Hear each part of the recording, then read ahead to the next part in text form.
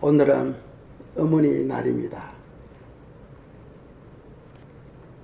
가정이나 사회에서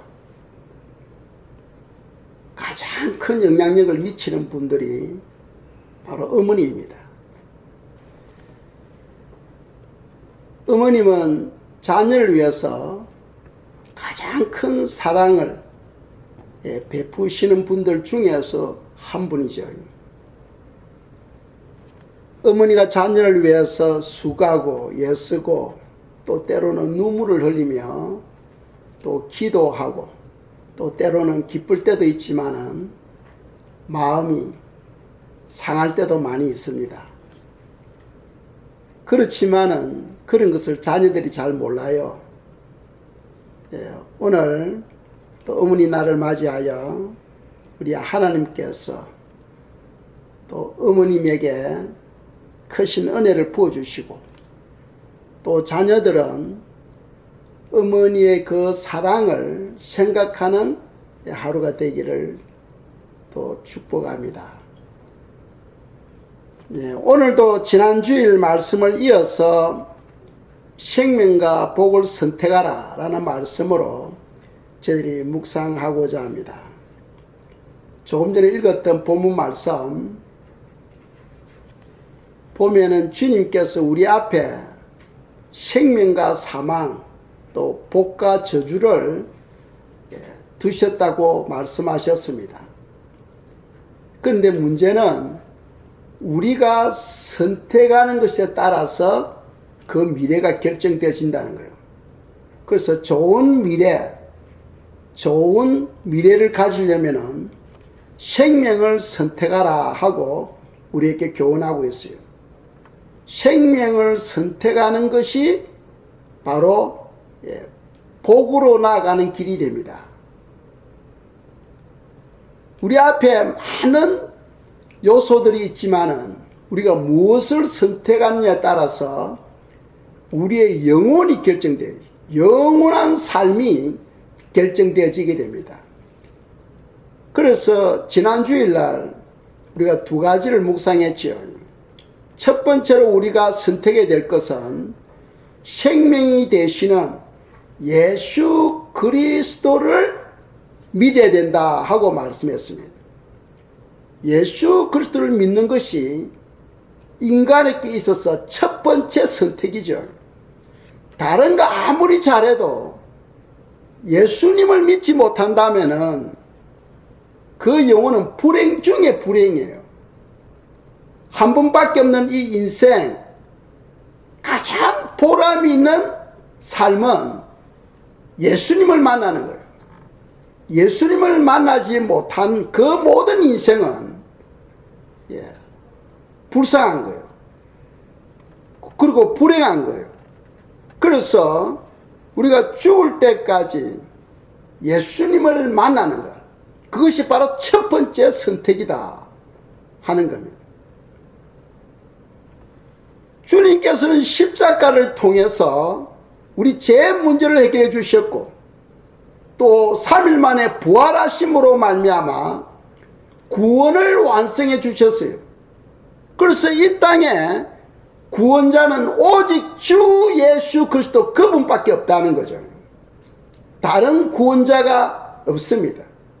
오직 예수 그리스도 그분만이 유일한 우리의 구원자다 하는 것을 성경은 우리에게 말씀하고 있습니다. 두 번째로 우리가 선택해야 될 것은 생명의 말씀을 가까이 하며 살아가는 거예요. 하나님께서는 우리 인간에게 주신 선물들이 있지요. 첫 번째 선물이 우리에게 하나님의 아들 예수 그리스도를 우리에게 선물로 주신 거죠. 그래서 크리스마스 때 그것을 상징하기 위해서 우리가 열심히 선물을 준비해서 가까운 사람들에게 주곤 합니다. 우리 인간에게 하나님께 주신 최고의 선물이 바로 예수 그리스도입니다. 그리고 두 번째 선물은 우리에게 성령을 주신 거예요. 그 주님께서 내가 너희들께 성령을 선물로 주리라 하고 성경은 말씀하죠. 만일 성령님이 우리 삶 가운데 없으면 우리는 아무것도 할 수 없어요. 즉 영적 열매를 맺을 수 없다는 거예요. 하나님을 알 수도 없고 구원도 받을 수도 없고 열매도 맺을 수가 없습니다. 우리의 연약함을 아시기에 하나님 아버지께서는 예수 그리스도를 통해서 우리에게 성령을 보내주셨다는 거죠. 그것이 바로 두 번째 선물입니다. 세 번째 선물이 뭡니까? 하나님께서 우리에게 말씀을 주셨다는 겁니다. 성경 말씀. 하나님의 말씀은 나침판과 같아요. 나침판 보면은 한쪽은 북쪽을 가리키고 한쪽은 남쪽을 가리키죠. 그래서 우리가 방향을 압니다. 우리 인생도 마찬가지예요. 우리가 이것하고 저것 하다 보면은 방향을 잃어버려. 그런데 성도는 항상 하나님께 초점을 맞추며 살아가야 되는 거예요. 나침판이 북쪽을 향하여 초점을 맞추듯이 우리는 항상 위를 바라보며 하나님께 초점을 맞추며 살아가야 된다는 거죠. 그래서 하나님의 말씀이 바로 우리로 하여금 하나님을 바라보도록 하나님을 찾도록 우리에게 교훈하고 있다는 거예요. 그리고 또 하나님의 말씀은 지침서입니다. 우리가 어떤 기계를 조립하려면은 매뉴얼이 필요하잖아요. 그 매뉴얼을 지침서라 하거든요. 그 매뉴얼을 따라서 기계를 조립하면은 정확하게 조립하게 돼. 그런데 내 마음대로 조립하게 되면은 나중에 다시 풀어야 됩니다. 그와 같이 우리 인생은 한 번밖에 없어요. 만일 두 번 있으면은 내 마음대로 살아보고 두 번째 인생 말씀대로 살면 됩니다. 그런데 두 번의 기회가 없고 오직 한 번밖에 없는 거예요. 그 한 번밖에 없는 인생을 위해서 하나님은 성경을 통하여 사람은 이렇게 살아라 하고 우리에게 지침서를 주신 겁니다. 그러니까 인생은 반드시 성경이 있어야 돼요. 성경과 더불어 성도는 살아야 된다 하는 겁니다. 그 여기까지가 우리가 지난주일 묵상했어요. 오늘도 마지막 또 두 가지를 더 묵상하겠습니다. 생명을 선택하기 위해서 세 번째로 꼭 필요한 것이 무엇이냐 하면은 예수 그리스도의 피의 권세를 사용하는 거예요.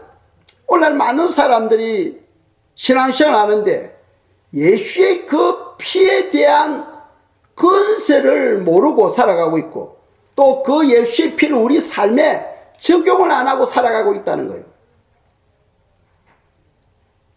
왜 예수님이 사람으로 오셔가지고 십자가에서 피를 흘리며 죽으셔야 했습니까?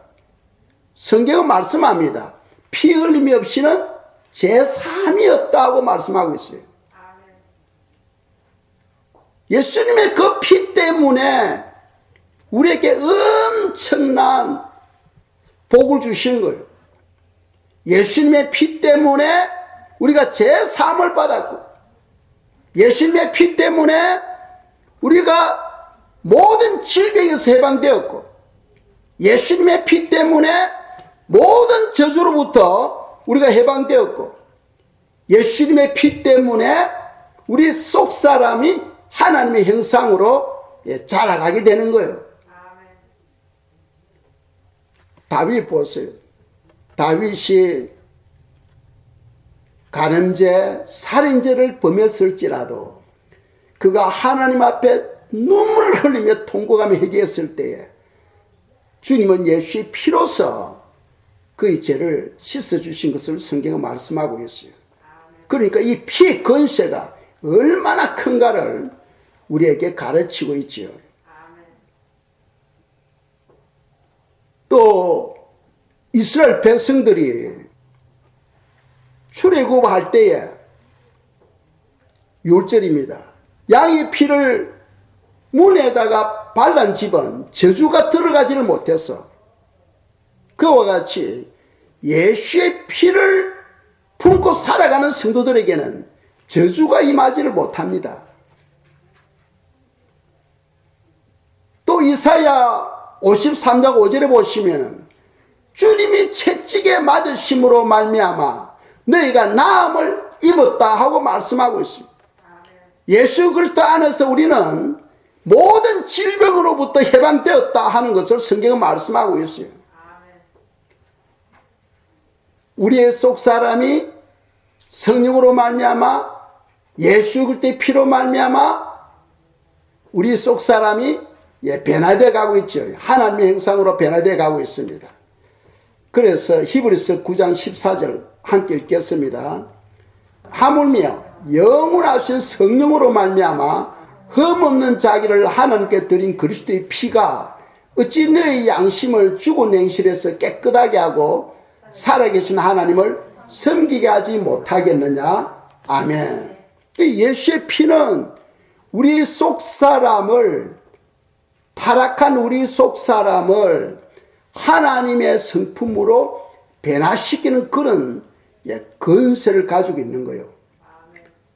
그런데 문제는 뭐냐면 이미 우리가 예수님을 믿는데 여전히 우리가 살아가는데 죄를 짓기도 하고 병마로 말미암아 고통 가운데 있기도 하고 또 저주가 임하기도 하고 우리 속사람이 변화되질 않아. 왜 그러느냐는 거예요. 이미 성경은 주님께서 다 이루어 놓았다 하는데 우리는 그러한 삶을 살아가지 못하고 있습니다. 왜 그렇습니까? 그것이 오늘날 성도들에게 큰 숙제입니다. 우리 예수님을 믿는데 이미 예수님께서 다 이루어 주셨는데 주님 십자가를 통해 제 문제를 해결해 주셨고 모든 질병을 해결해 주셨고 모든 저주를 해결해 주셨고 우리 속사람이 하나님의 형상으로 성화되어 가도록 해결해 주셨는데도 불구하고 우리가 그렇게 살지 못하고 있는 거예요. 왜 그렇습니까?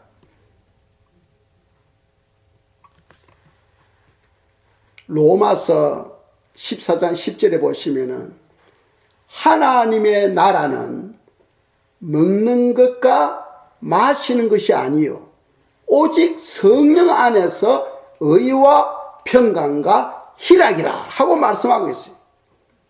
하나님의 나라는 죽음이 없지요. 하나님의 나라는 죄가 없는 곳입니다. 하나님의 나라는 병이 없는 곳입니다. 그런데 이 땅에는 안 그렇잖아요. 그 차이가 뭡니까? 하나님의 나라는 성령 안에서 완전히 성령님의 지배 안에 있을 때에 죄가 없는 거예요. 병이 없는 거예요. 저주가 없는 겁니다. 속사람이 변화되어서 옛 성품이 사라지고 하나님의 성품으로 변화되어지는 거죠. 그렇다면은 이 땅에서 왜 그렇게 누리지를 못하느냐? 바로 답이 나오죠. 성령 충만 안에 들어가지 못하기 때문이에요. 성령 충만 안에 들어가지 못하니까 우리가 그 놀라운 이미 주님께서 다 십자가를 통하여 해결해 놓았는데 우리가 그 안에 들어가지를 않으니까 그것이 우리 삶에 미치지를 않는 거예요. 그래서 여러분들에게 어떤 문제가 생기면은 무릎을 꿇고 엎드려야 되는 거예요. 엎드릴 때에 우리가 성령 충만을 받고 성령 충만을 받으면은 우리 안에는 그 모든 죄가 예수의 피로 말미암아 깨끗함을 받게 되고 모든 저주가 떠나고 백마가 떠나가게 되는 거예요. 그래서 우리가 성령 안에 그런 풍성한 삶을 누리지 못하니까 여전히 이 땅에 살면서 고통 가운데 힘들어하며 살아가는 거예요. 성경에 보시면은 이미 답을 다 정해놓고 있어요. 우리가 인생을 살아가는데 어떻게 살아야 되는가 길을 다 제시하고 있어요. 그런데 우리가 그 말씀을 받지를 않으니까 그 축복을 우리가 누리지 못하고 있는 거예요. 천국에서는 먹는 것, 마시는 것이 아니고 오직 성령 안에 있습니다. 성령 안에서 의와 평강과 희락이라. 그리고 이 땅에서 우리가 성령 안에 있으면은 완전히 죄로부터, 질병으로부터, 저주로부터 완전히 우리가 해방되어지는데, 그렇지 못한 이유가 성령 안에 우리가 안 들어가기 때문이다. 그래서 성도는 성령 충만을 위해서 우리가 기도해야 된다 하는 것을 우리에게 말씀하고 있어요. 자, 네 번째로 생명을 얻기 위해서 우리가 네 번째로 선택해야 될 것이 무엇이냐? 바로 좁은 문, 좁은 길로 가는 것입니다. 좁은 문, 좁은 길로. 오늘날 많은 사람들은 넓은 문, 넓은 길로 가기를 원해. 그 길은 어떤 것이냐? 말씀 안 읽어도 돼. 기도할 필요 없어. 봉사 뭐 그렇게 해. 그냥 예수 믿고 천국 가면 되지. 이런 생각을 하며 살아가는 사람은 바로 넓은 문, 넓은 길로 가는 사람이에요. 그런 사람들은 성경은 멸망으로 가는 길이다 하고 말씀하죠. 그래서 마태복음 7장 13절 14절 말씀입니다. 읽겠습니다. 좁은 문으로 들어가라. 멸망으로 인도하는 문은 크고 그 길이 넓어 그리로 들어가는 자가 많고 생명으로 인도하는 문은 좁고 길이 협착하여 찾는 자가 적음이라. 아멘. 주님은 우리에게 생명을 선택하라 해서 생명을 선택하라. 그런데 그 생명을 선택하는 길은 바로 좁은 문, 좁은 길로 가는 것이라는 거예요. 넓은 문, 넓은 길로 가게 되면 거기는 멸망으로 가는 길이다 하고 성경은 우리에게 말씀하고 있다는 거죠. 그렇다면은 좁은 문, 좁은 길로 가는 것이 무엇인가 생각해 봐야 됩니다. 말세 시대 때 마지막 그 요한계시록 7교회 중에서 마지막 교회가 뭡니까? 라오디게 교회죠. 라오디게 교회. 라오디게 교회 성도들은 미지근한 신앙생활, 미지근한 신앙생활. 그냥 예수님께 걸치고 살아가는 신앙생활이에요. 기도 생활도 없고, 말씀 순종하는 생활도 없고, 그렇다고 크게 뭐 봉사하는 것도 없고, 미지근한 신앙생활. 라오디게 교회 성도들은요,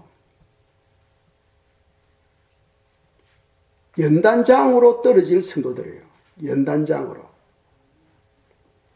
연단장은 어떤 곳이냐? 바로 지옥과 같은 곳이에요. 거기에서 지은 죄에 대하여 형벌을 받고 철저하게 회개했을 때에 낙원이나 왕국으로 떨어질 성도들입니다. 여러분들 요한계시록 3장 읽어보시면은 라오디게 교회에는 뭐가 문제입니까? 미지근한 신앙생활. 그 미지근한 것 때문에 아직도 예수님이 그들 마음에 없어. 그래서 예수님께서 뭐라고 말합니까? 내가 문 밖에 서서 두드리노니 누구든지 문을 열면 내가 그에게 들어가 그와 더불어 먹고 하고 말씀하고 있죠. 신앙생활은 그건 지식적으로 신앙생활을 하고 있는 거예요. 그냥 아직도 예수님이 그들 마음에 들어가지 않고 있는 거예요. 주님께서 그들의 마음을 녹화하고 계속 두드리고 있는데 주님께 대하여 마음의 문을 열지 않고 있는 거예요. 마음의 문을 연다는 것은 주님의 말씀을 받고 삶에 적용하는 것을 말해요. 그러니까 주님이 그 마음에 들어가서 역사하실 때 주님이 성령을 보내주시고 그 성령에 의해서 연단하는 삶이 이루어지는 거죠. 예수님이 요단강에서 세례를 받으시고 무태 나오고 기도할 때에 성령이 비둘기같이 임했습니다. 그리고는 어떻게 됩니까? 연단이 시작되잖아요. 연단. 성령님이 예수님을 광야로 인도해가지고 40일 동안 금식하게 하고 마귀로부터 시험을 받게 하죠. 그러니까 신앙생활에는 반드시 연단이라는 과정이 있어야 돼요. 연단이라는 과정이 없으면은 라오디게아 교회처럼 죽어서라도 연단장에 들어가서 연단을 받아야 됩니다. 반드시 연단이라는 과정을 통과해야 돼요. 이스라엘 백성들이 애굽에서 나왔잖아요. 바로 가나안 땅에 들어간 게 아니에요. 40년 동안 광야 생활을 통하여 연단을 받게 됩니다. 그와 같이 우리 신앙생활은 반드시 연단이 있어야 돼. 환난은 인내를 낳고 인내는 연단을 낳고 연단은 소망을 낳는다는 거예요. 소망을 가져야만이 천국에 입성할 수가 있는 거죠. 그래서 성도님들은요, 신앙이 되게 뜨거워야 돼. 불을 붙여야 돼요. 기도에 열정이 있어야 돼요. 말씀에 대해서 열정이 있어야 돼요. 라오디게아 반대되는 것이 바로 빌라델피아 교회 아닙니까? 빌라델피아 교회는 능력은 적으면서도 인내의 말씀을 지켰다는 거예요. 인내의 말씀대로, 그 말씀대로 살려고 몸부림쳤다는 겁니다. 그 결과로 어떤 축복이 임했습니까? 하나님께서 하늘 문을 열어주시고 휴거의 축복을 얻게 합니다. 휴거의 반열에 서게 합니다. 휴거의 반열에. 빌라델피아 교회는 휴거의 반열에 서 있는 성도들이에요. 그리고 두 번째로는 예루살렘 성에서 거주하는 그런 축복을 받게 되죠. 하나님 성전의 기둥이 되게 해주겠다. 그 말은 바로 무슨 말입니까?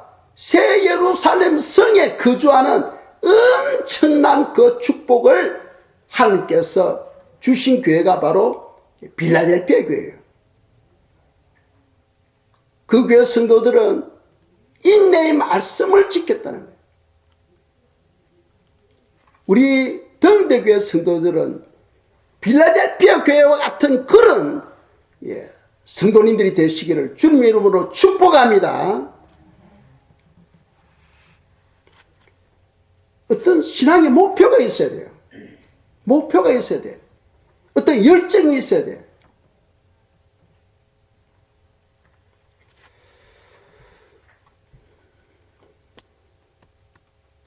한 주 전에 제가 감동을 받은 일이 있었어요.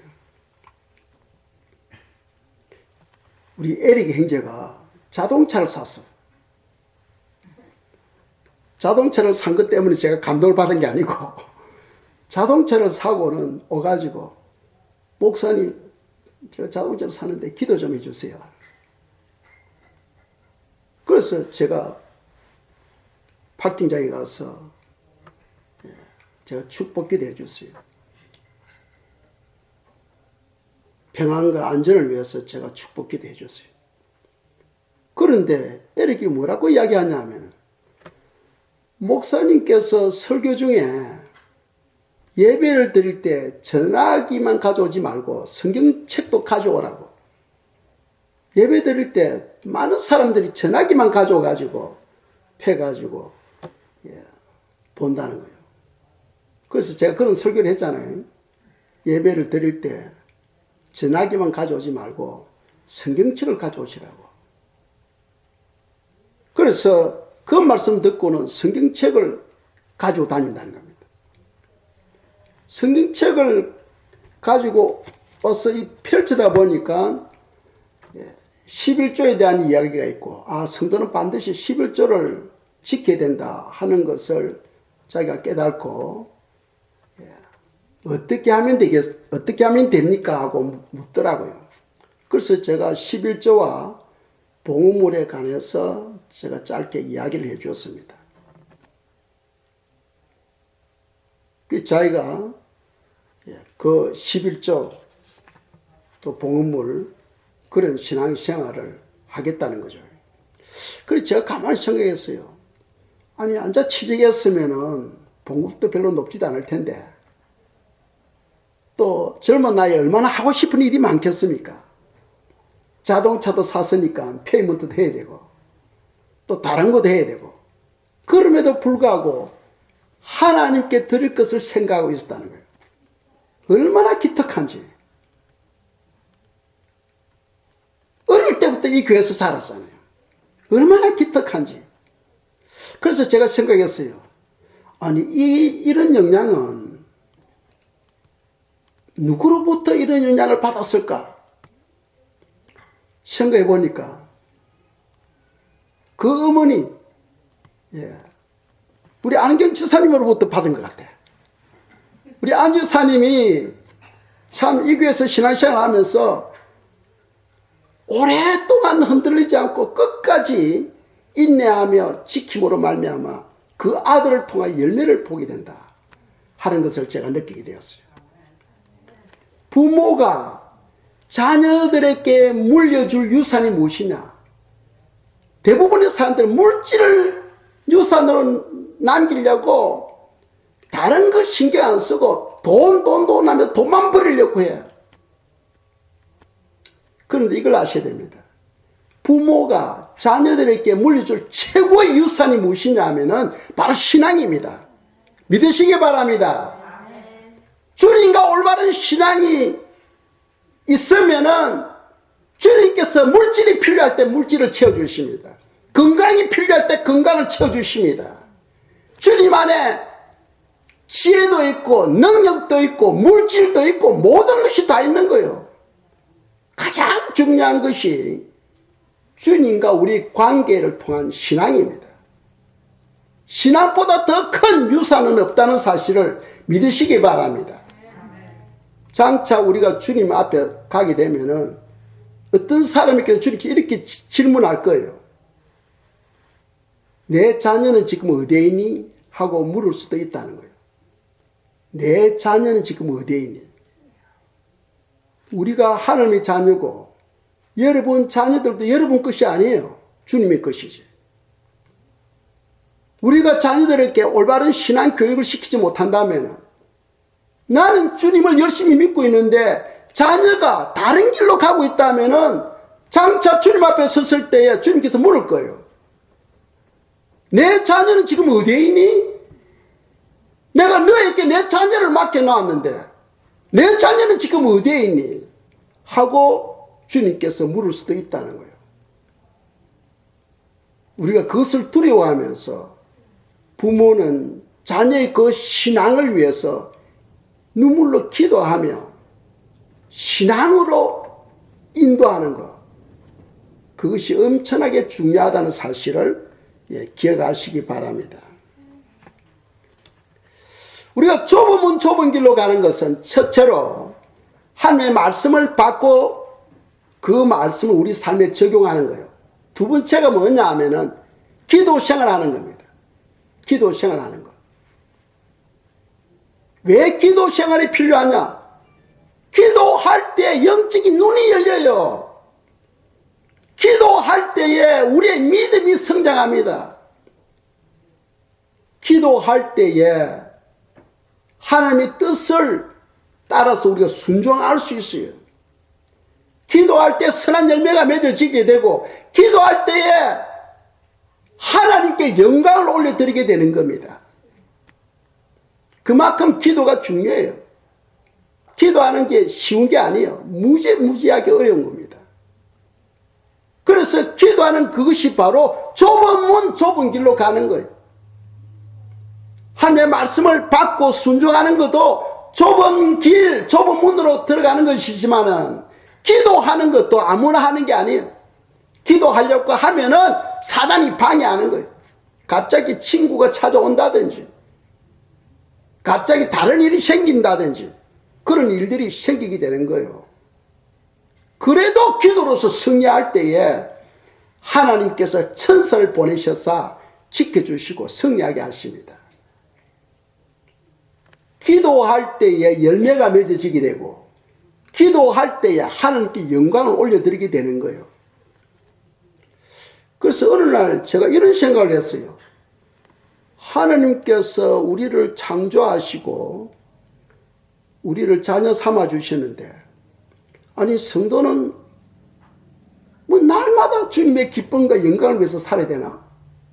그럼 주님은 우리를 창조하시고 우리로부터 기쁨과 영광을 받기 위해서 우리를 만드셨네. 야, 그러면 우리 로봇인가? 로봇은 주인이 시키는 것만 하잖아요. 제가 그런 생각을 했다니까. 그래서 아니 주님, 우리는 기껏 사는 것이 주님의 기쁨과 영광만을 위해서 살아야 됩니까? 하는 이런 생각을 하면서 하루 이틀 보냈는데 주님께서 어느 날 성경을 읽는 중에 딱 깨닫게 하시는 거예요. 무엇이냐 하면은 요한복음 13장 31절 32절입니다. 읽겠습니다. 그가 나간 후에 예수께서 이르시되 지금 인자가 영광을 받았고 하나님도 인자로 말미암아 영광을 받으셨도다. 만일 하나님이 그로 말미암아 영광을 받으셨으면 하나님도 자기로 말미암아 그에게 영광을 주시리니 곧 주시리라. 아멘. 예수님께서 십자가를 안 지시려고 아버지의 이 잔을 옮겨 주시옵소서 기도했지요. 그런데 그 잔을 마시는 것이 아버지 뜻인 줄 알고 결국 십자가를 지게 됩니다. 그 십자가를 짐으로 말미암아 이 땅에 있는 죄인들이 주님께로 오는 영혼들마다 다 제사함 받고 구원을 받는 하나님의 자녀가 되는 엄청난 일을 하게 된 거죠. 그래서 하나님 아버지 편에서 볼 때 예수님의 그 십자가는 바로 하나님 아버지께 영광을 올려드리는 행위가 되는 겁니다. 예수님께서 아버지께 기쁨과 영광을 올려드림으로써 어떤 일이 생겼습니까? 아버지는 그 기쁨과 영광만 받으시고 좋아하고 기뻐하시는 그런 선이 아니고, 아버지는 그 기쁨과 그 영광을 받으시고는 다시 그 아들에게 그 기쁨과 영광을 주시는 거예요.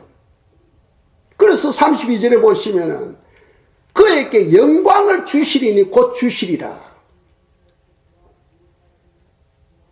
제가 이 말씀을 딱 읽으면서 마음에 오는 게 뭐냐면은 심은 대로 거두게 된다. 심은 대로 거두게 된다.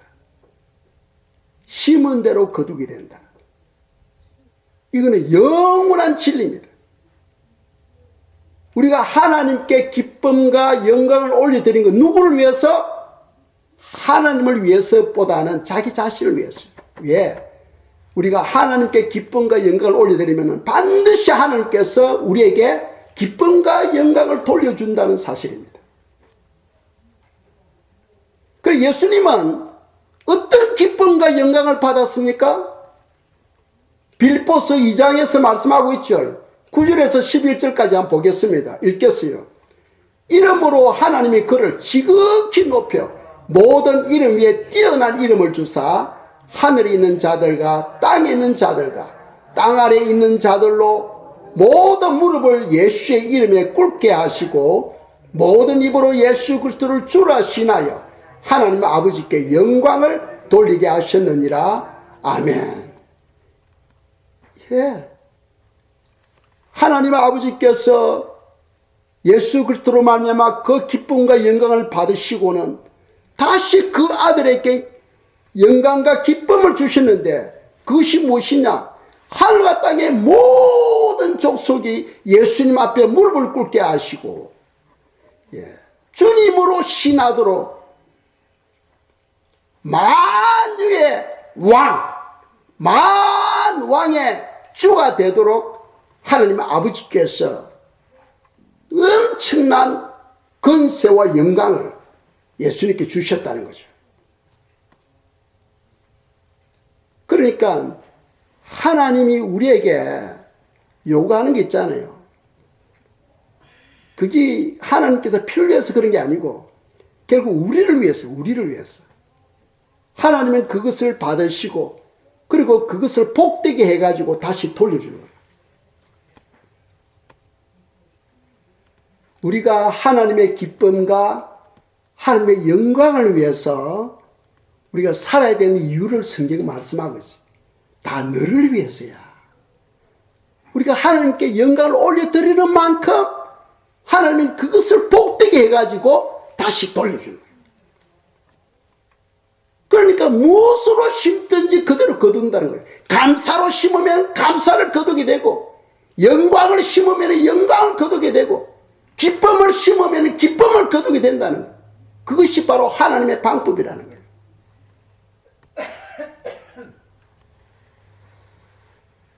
사랑하는 성도님 여러분, 우리 인생은 한 번밖에 없어요. 한 번 남은 이 인생, 무엇을 선택하며 살아야 되는가 하는 것에 대해서 우리가 우선순위 네 가지를 우리가 묵상했습니다. 첫째로는 예수님을 믿어야 된다. 그게 첫 번째 선택입니다. 두 번째로는 생명 되시는 예수님의 말씀을 가까이 해야 되는 것이고, 세 번째로는 예수의 피공로 의지하며 살아야 되는 거예요. 예수의 피는 모든 것을 정화시키고 새롭게 하는 그런 엄청난 건설을 가지고 있는 거예요. 그런데 그것은 성령님께서 하시는 거예요. 그래서 우리가 기도가 필요하고 성령님을 의지해야 된다는 거죠. 네 번째로 우리가 생명을 위해서 선택해야 될 것은 좁은 문, 좁은 길로 가는 것. 이 시간 저희들이 기도하겠습니다. 기도할 것은 먼저 여러분들이 눈을 감으시고 예수님의 십자가를 보시기 바랍니다. 눈을 감으시고 예수님의 십자가를 보시기 바랍니다. 지금 예수님께서 내 죄 문제를 해결하기 위해서 십자가에 못 박히셔서 매달려 계십니다. 그것을 믿음의 눈으로 보시기 바랍니다. 즉 여러분 눈에 예수님이 십자가에 매달려서 피를 흘리고 있는 부분이 보이십니까? 이제 슬픈 마음으로 십자가 밑으로 한 걸음 한 걸음 걸어가시기 바랍니다.